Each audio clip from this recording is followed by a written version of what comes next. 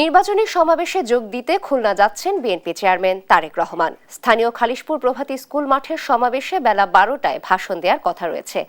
এরই মাঝে জড়ো হয়েছেন হাজার হাজার নেতাকর্মী। পরিস্থিতি জানাতে সরাসরি যোগ দিচ্ছেন সহকর্মী ফরুখ বাবু। তারেক রহমানের জনসভা ঘিরে নেতাকর্মীদের মাঝে উচ্ছ্বাস কেমন দেখছেন, বিস্তারিত জানাবেন। নাবিলা, আপনি জানেন যে সকাল থেকে এখানে নেতাকর্মীরা খুলনার যারা রয়েছেন আশপাশের এবং খুলনা বাগেরহাট সাতক্ষীরা এলাকার যেসব আসনের নেতাকর্মীরা রয়েছেন তারা এখানে সকাল থেকেই তাদের ভিড় বাড়তেছে এবং বেলা গড়ার সাথে সাথে আসলে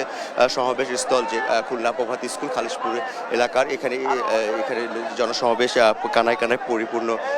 হতে শুরু করেছে। এবং এখানে সবথেকে এখানে গুরুত্বপূর্ণ যে বিষয়টা হচ্ছে যে এখানে নারী যে যারা কর্মী রয়েছেন বা নারীরা যারা ভোটার রয়েছেন, বিএনপির সমর্থক রয়েছেন, তাদের উপস্থিতিটা এখান থেকে আসলে কিছুটা পিছন থেকেই তাদের উপস্থিতি। এবং আমরা সকাল থেকে দেখেছি এখানে বেশ কিছু নারীরা তাদের মিছিল নিয়ে আসছেন এবং সেই মিছিল তাদের স্লোগান ছিল জামাত আমিরের যে টুইটারের যে পোস্টটি ছিল সেই নারীদেরকে নিয়ে যে বাজে মন্তব্য, সেই বিষয় নিয়ে প্রতিবাদ জানাতে নারীরা এখানে যারা নির্বাচনী সমাবেশ তারেক রহমানের সেই সমাবেশে তারা আসছেন এবং তারা এর প্রতিকার চাচ্ছেন। এবং সেই সাথে তারা নির্বাচন কমিশনের দিকেও তারা আসলে কথা বলেছেন যে নির্বাচন কমিশনের ভূমিকা কী এবং অন্তর্বর্তী সরকারের ভূমিকা নিয়ে তারা প্রশ্ন করেছেন যে এই ধরনের মন্তব্য একটি দলের প্রধানের পক্ষ থেকে আসার পরেও সেই বিষয় নিয়ে এখন পর্যন্ত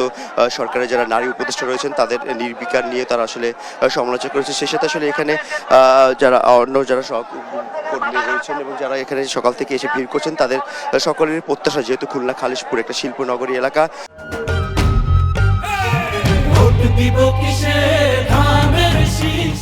এবং এখানে দীর্ঘদিন ধরে যে খালিশপুর এলাকার অধিকাংশ যেখানে পাট শিল্প থেকে শুরু করে এখানে স্টিল মিল থেকে শুরু করে অনেক শিল্প রয়েছে, সেই শিল্প আসলে কারখানাগুলো ধীরে ধীরে বন্ধ হয়ে যাওয়া এবং শ্রমিকদের যে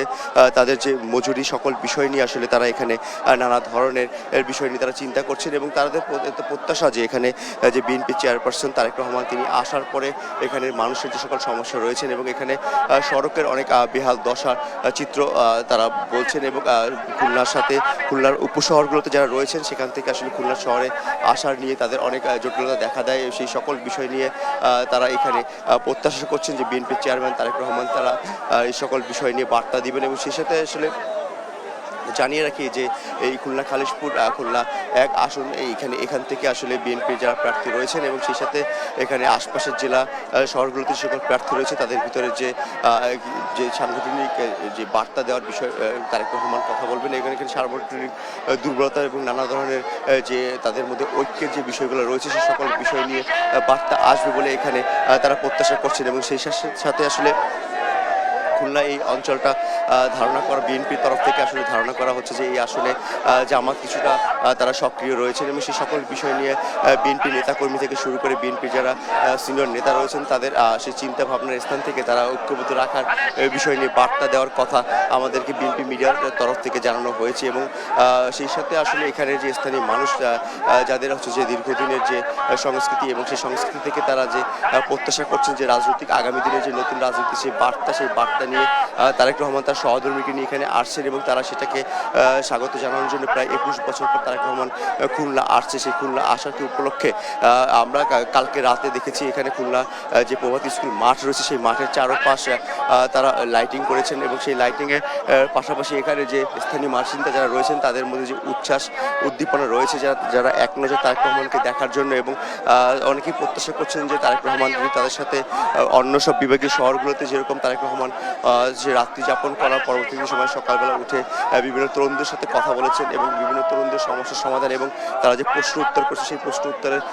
প্রশ্নের উত্তর তারেক রহমান দিয়েছেন। এবং সকল বিষয় নিয়ে যে ওই বিভাগ সিলেট বিভাগে যে ধরনের বা চট্টগ্রাম বিভাগে যে ধরনের বিভিন্ন রকমের অ্যাক্টিভিটিস বিএনপি চেয়ারম্যান তারেক রহমানের ছিল সেই সকল ধরনের বিষয়টা এখানে স্থানীয় বাসিন্দা বা তরুণদের প্রত্যাশা ছিল সেই সকল বিষয় নিয়ে সেই তাদের যে আকাঙ্ক্ষার জায়গা সেই আকাঙ্ক্ষার জায়গা নিয়ে তারা আসলে পরবর্তীতে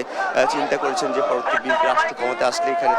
তারা আবারও আমন্ত্রণ জানিয়ে তাদের যে প্রশ্ন রয়েছে সেই প্রশ্নের উত্তর তারা নেবেন।